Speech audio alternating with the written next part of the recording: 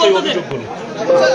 দর্শক, flight expert নামে একটি অনলাইন ভিত্তিক বিমান টিকিট কাটার প্ল্যাটফর্ম গ্রাহকের প্রায় 100 কোটি টাকা নিয়ে পালিয়ে যাওয়ার যে অভিযোগ, সেই অভিযোগটি আমরা এই মুহূর্তে ফ্লাইট এক্সপার্টের যে মতিঝিলের যে কর্পোরেট শাখা, সেই শাখায় আমরা এসেছি।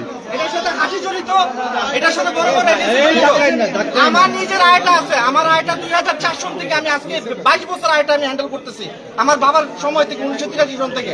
কিন্তু আমরা আয়টা দিয়ে জিডিএস থেকে একটা টিকিট ইস্যু করতে পারি না এই ওটিএ গুলোর জন্য।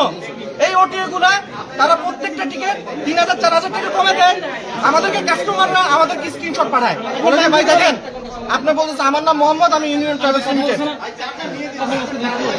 আপনারা প্রথমে এই ফাঁদটা পাতা হচ্ছে ওটিএ গুলো ফাঁদ পাতার পরে তারা আমাদেরকে সবাইকে নিয়ে আসে, আমরা ব্যবসা করতে বাধ্য হই তাদের সাথে।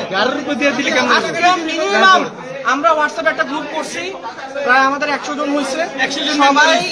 সবাই যে ডাটাগুলো দিচ্ছে, আমি অলরেডি আমার 25 লাখ পাইছি। আমার সাথে আমার যে অ্যাসোসিয়েট আছে তারা আছে, আমরা এখনো কাজ করতেছি। কোন কোন টিকিট গুলোর কত দাম এটাও তো ভাই জানি না, এটা তো অফিসে গিয়ে কাজ করতে হবে। অলরেডি 25 লাখ টাকার হিসাব পাইছি। এইটা 40 50 60 কোথায় যাবে এটা আমি জানি না। আমরা আইটা এজেন্সি, আমাদের নিজের আমরা টিকিট ইস্যু করতে পারি, আমাদের সমস্ত এয়ারলাইন্সের ক্যাবিন আছে, কিন্তু আমরা বাধ্য হয়েছে ফ্লাইট এক্সপার্ট থেকে টিকিট ইস্যু করার জন্য। এটা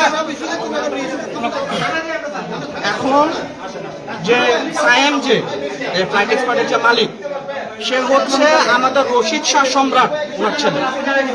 ওনারা অনেক পুরাতন এজেন্সি মক্কা ট্রাভেলস, ওনারা এই ট্রেডে অনেকদিন ধরে আছে। এখন তারা চলে গেছে গতকালকে রাত্রে, আমি যতটুকু জানি। কিন্তু এই স্ক্যামের পিছনে তো শুধুমাত্র ফ্লাইট এক্সপার্ট নিজে একা করে নাই, যে এজেন্সিগুলা, যে মাদার এজেন্সিগুলা, যে মাদার আইটাগুলা 11% 12% তাদেরকে টিকিট দিছে, তারা কি এটার সাথে জড়িত না? অবশ্যই তারা বারবার এই কাজটা করছে, তারা হালটিপের সাথে করছে, তারা বিডি টিকিট 24 এর সাথে করছে। কয়েকটা এজেন্সি তারাই বিভিন্ন ওটিএ কে টিকিট দেয়, ওটিএ গুলো চলে যায়, আমরা টাকা মারা খাই। কিন্তু তাদের কিন্তু কিচ্ছু হয় না, মাদার এজেন্সির কিছু হয় না। 7% কমিশনের কমে কোনো ওটিএ যদি সামনে থেকে টিকিট দেয়, তাহলে এটা সম্পূর্ণ দায় দায়িত্ব আমাদের আটামে নিতে হবে, সম্পূর্ণ দায় দায়িত্ব আমাদের মন্ত্রণালয় নিতে হবে।